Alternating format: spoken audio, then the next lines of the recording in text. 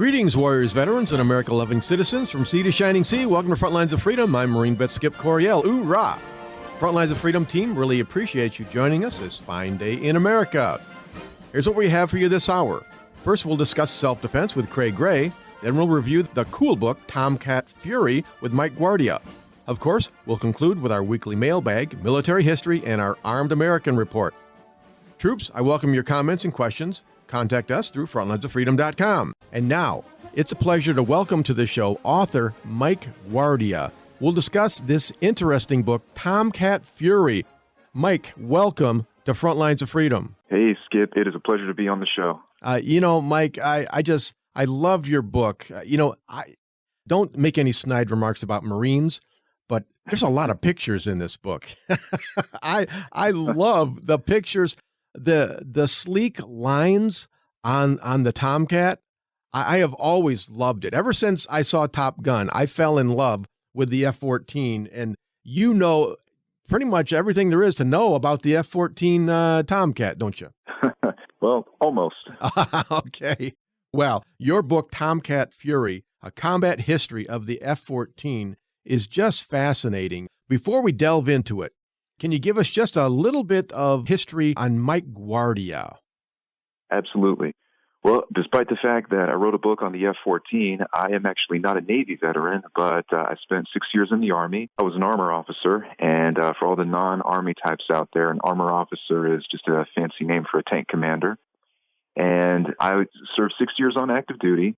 After getting out of the military, I decided to focus most of my attention to writing. I actually started writing books while I was still on active duty. I wrote my first one as a young second lieutenant and have been writing like a fiend ever since. Ah, that's just awesome. I'm an author myself. I've written 14 books, and it's like I've been writing since I was a kid, right? And it's like even if they didn't pay you for it, you'd probably still do it. So, All right, your book here, Tomcat Fury.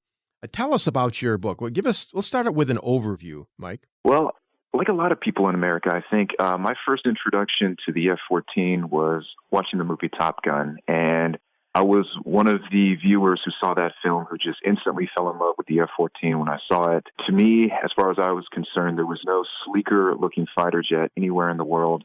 And the style and grace that it brought to the screen is really what prompted me to want to learn more about the plane itself. And as my writing career got underway, I was looking for more books to read on the Tomcat, and I suddenly realized that there was no comprehensive combat history that covered the F-14 in a single volume. You would have these isolated volumes here and there that were written by different authors, who would showcase a technical history of the Tomcat, or one would be a photographic history, and another one would say, okay, this is what the Tomcat did throughout the Balkans, this is what the Tomcat did during Operation Enduring Freedom. But I said, you know what? I think the F-14 really deserves a book that has every facet of its combat history in one volume, to include the F-14 that the Iranians used in their war against Iraq throughout the 1980s. And that, in a nutshell, is really what Tomcat Fury is about. It's a full-on combat history that is told largely through the eyes of the pilots who flew her in combat. This is Marine Vet Skip Coryell. We're speaking with author Mike Guardia in his book, Tomcat Fury. When I was going through your book, Mike, that was new to me that the Iranians had used the F-14 Tomcat. Obviously, today, we wouldn't be giving Iran one of our top-of-the-line fighter jets. So back then, the politics was just different in Iran, wasn't it?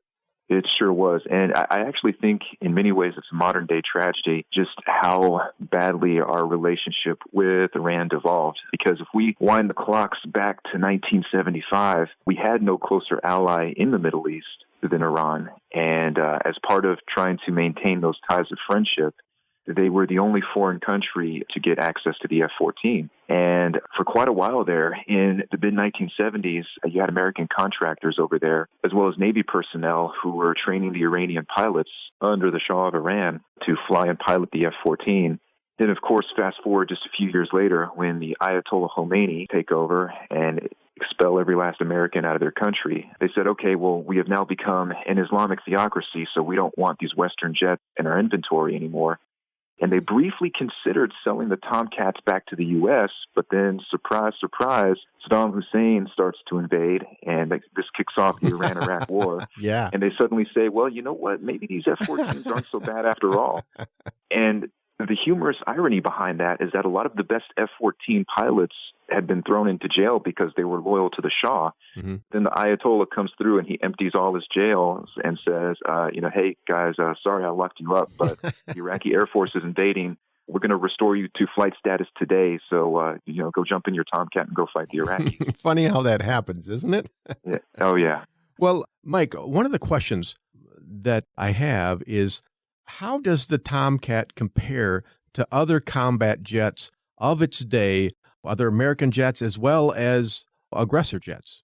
Well, when it first came out, the Tomcat really was the top of the line fighter. There was a good reason why the Iranian Air Force chose that as the primary import, because the Iranian pilots, when they were over here going through their testing runs, they went through a lot of different American airframes. They actually test piloted the F-14 and the F-15 side by side. They also went through a few F-5s, and they already had a pretty solid fleet of F-4 Phantoms. But the Iranian aviators were unanimous in saying, hey, even in an F-15, F-14 matchup, we're having the F-14 come out on top. So it really was an air superiority fighter that I think stood out among its fellow American stablemates. Yeah, one of the things, when you look at the F-14 Tomcat, it's just huge. It just seems so large. How does it stay in the air? Well, it stays in the air really as a function of its powerful engine and its swing wing designs. I think the greater the thrust you can get behind it, the better your chances are for making a successful airfoil. You get enough lift under it. That's kind of analogous to the same forces that will make a big behemoth like a 747 go up. Mm-hmm. And all the fly-by-wire systems aboard the Tomcat are really creditors that make it as maneuverable as it was. When did it retire? How did that retirement go about? What was it replaced with?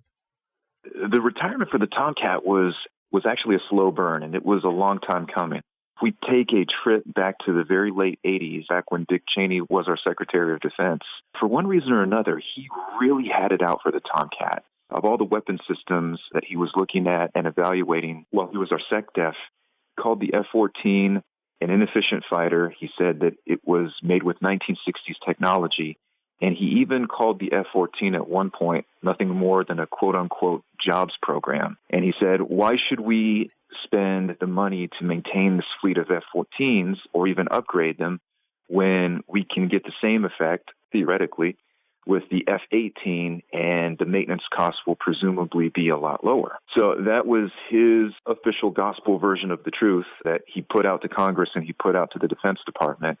But there was significant pushback, not only from the aviation community, but from a lot of the service secretaries who said, no, this is a sturdy and reliable fighter.